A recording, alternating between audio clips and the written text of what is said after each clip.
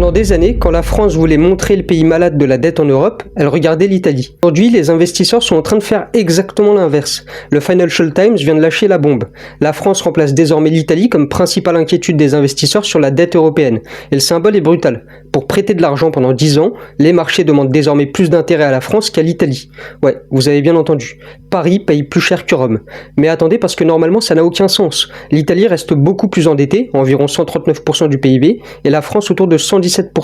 Alors pourquoi les investisseurs commencent-ils à préférer Meloni ?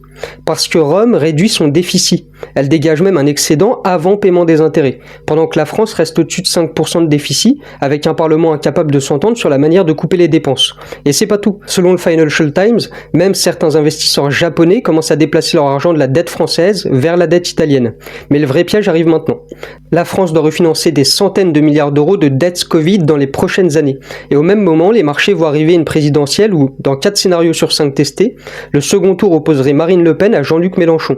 Mélenchon veut effacer une partie de la dette. Le Pen veut baisser l'âge de départ à la retraite pour certains Français.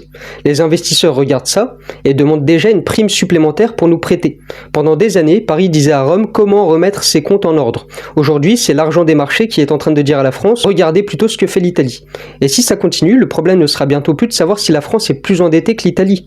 Ce sera de savoir pourquoi le monde fait davantage confiance à Meloni qu'à Paris pour rembourser.